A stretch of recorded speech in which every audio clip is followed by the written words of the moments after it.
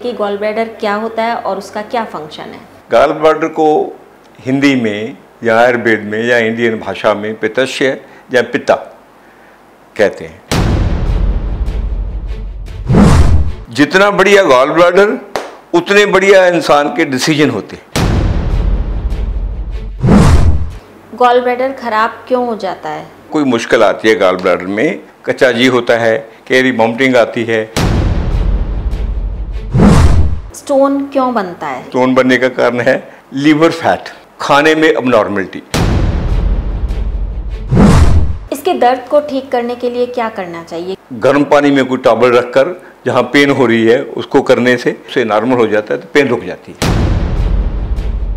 नमस्कार, D5 channel Hindi देख रहे दर्शकों का मैं वंदना स्वागत करती हूँ। आज हम एक बार फिर आए हैं डॉक्टर जोगिंदर टाइगर के पास फन मिले। डॉक्टर साहब, आपका बहुत बहुत स्वागत है इस प्रोग्राम में।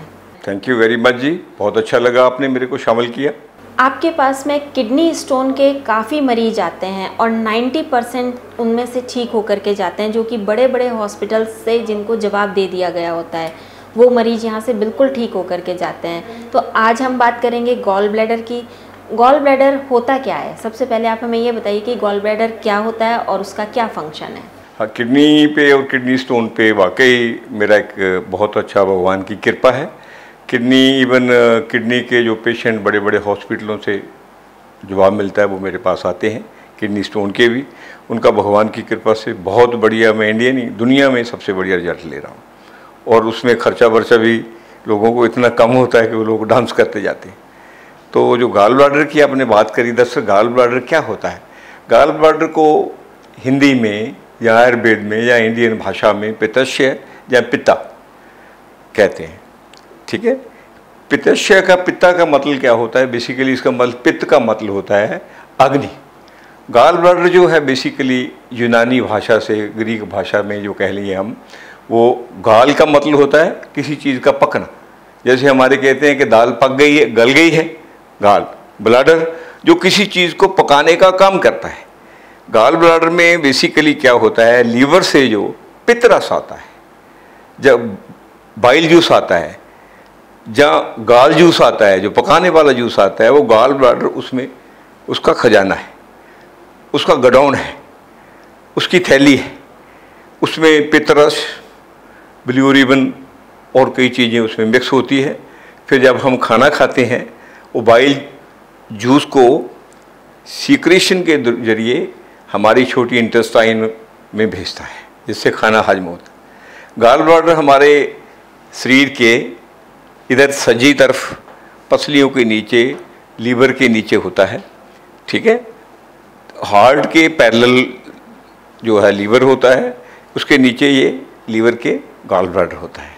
गॉल ब्लैडर शरीर में एक आम लोग तो सोचते हैं, मगर इसका अहम रोल है खाने में, हाजम करने में, मोटापे में, फैट तोड़ने में और हमारे बीपी में। और दुनिया में एक आपको बहुत सरप्राइज होगा, जितना बढ़िया गॉल ब्लैडर उतने बढ़िया इंसान के डिसीजन होते हैं। जिसका गॉल ब्लैडर कमज़ोर होता है वो फेकल डिसीजन का होता है, और जिसका गॉल ब्लैडर खराब होता है, जो मोतिया बिंद है हमारा, जो काला मोतिया है जिसे कैटरेक्ट कहते हैं, उसकी जड़ें कहाँ होती है? नेवल में। वैसे तो सभी की यहाँ नेवल में होती है, क्योंकि नेवल से सभी जड़ें चलती है, सभी नर्वस सिस्टम चलता है, क्योंकि नेवल से ही हार्ट बनता है, हार्ट से आगे जाकर स्पाइन और ब्रेन बनता है।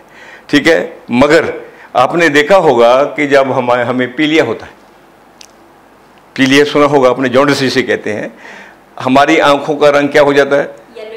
येलोइश हो जाता है। इसलिए पिगमेंट का काम गॉल ब्लैडर करता है। जो हमारे पास चिट्टा मोतिया है, बहुत ये आम करके आइज़ वाले डॉक्टरों को भी नहीं पता कि जिसे हम कैटरेक्ट कहते हैं, सफ़ेद मोतिया कहते हैं, चिट्टा मोतिया कहते हैं, उसका पिगमेंट भी गॉल ब्लैडर की वजह से ही, उस पर जो पिगमेंट जो कॉर्निया पे जो बनता है, जब वो गॉल ब्लैडर की वजह से बनता है। गॉल ब्लैडर खराब क्यों हो जाता है?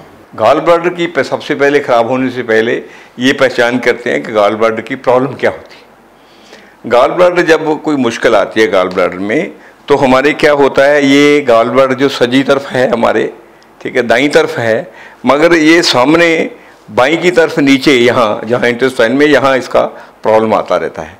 और गॉल ब्लैडर की वजह से हमारे यहाँ नीचे पेन होता है, कच्चा जी होता है, कई बार वॉमिटिंग आती है, कई बार यहाँ हमारी पसलियों के नीचे दर्द चला जाता है, कई बार यहाँ हमारा सिर चकराने लगता है, ठीक है, और हाजमा ख़राब हो जाता है, और कई बार ये बाजू तक इसमें भी ऊपर तक दर्द मोढ़े में चला जाता है, ये शोल्डर में चला जाता है।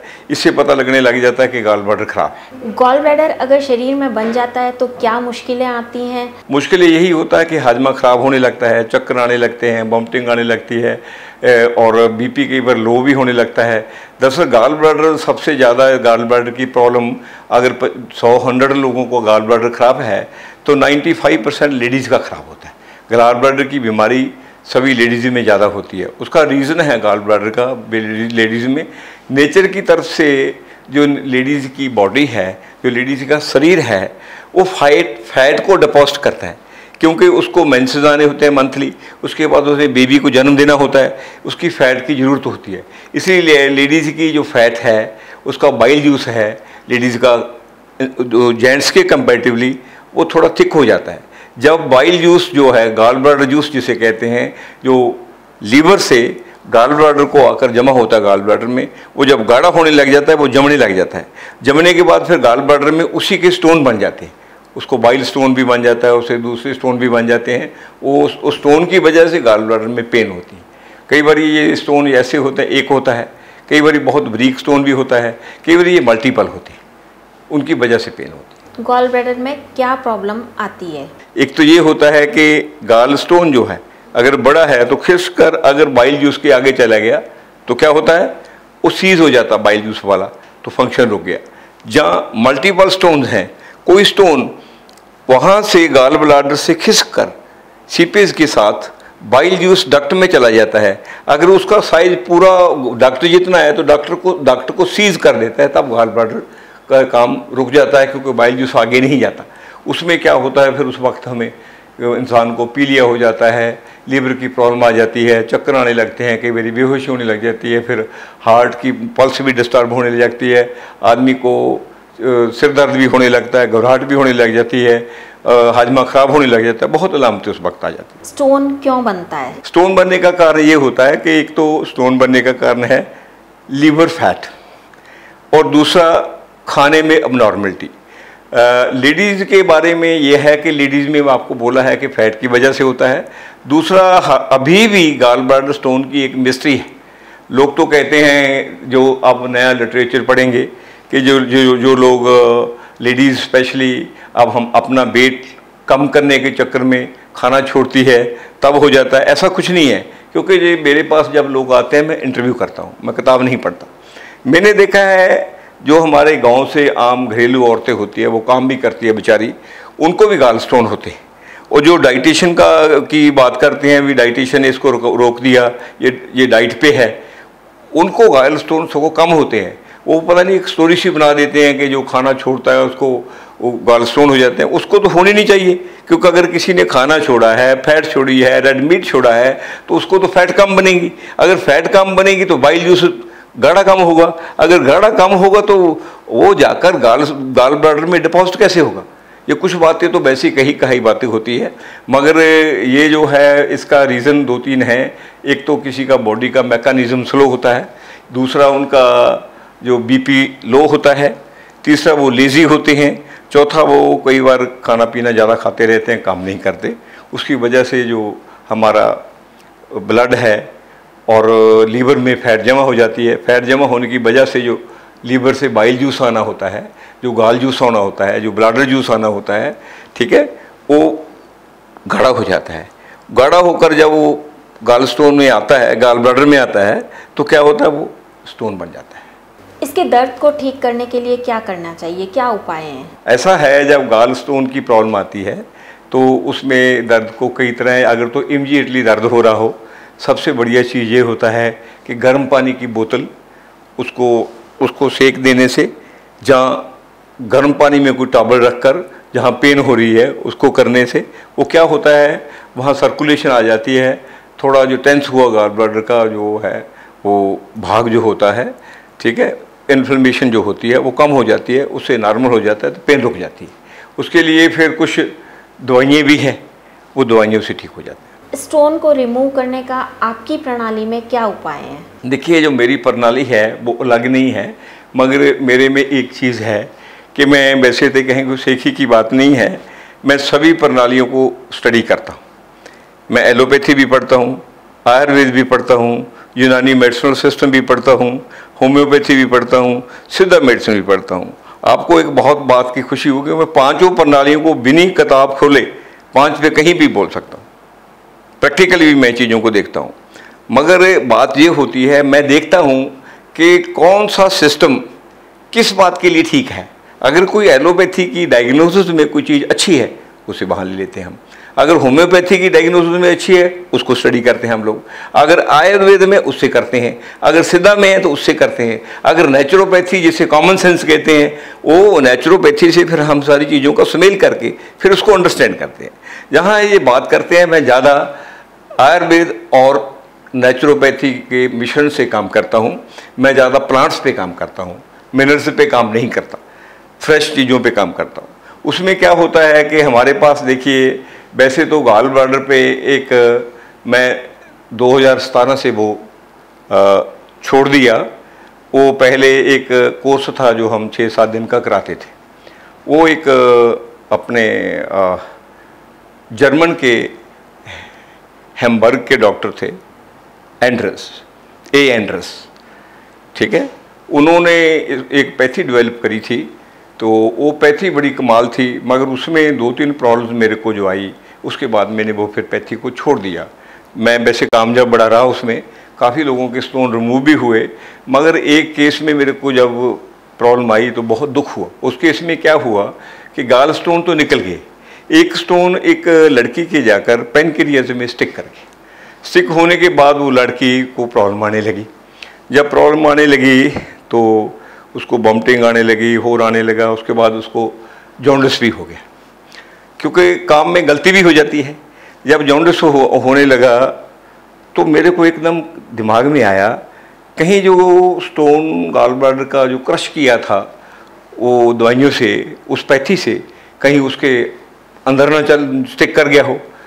तो उसका हमने फिर उसका सोनोग्राफी अल्ट्रासाउंड कराया तो देखा वो स्टोन वहाँ चला गया।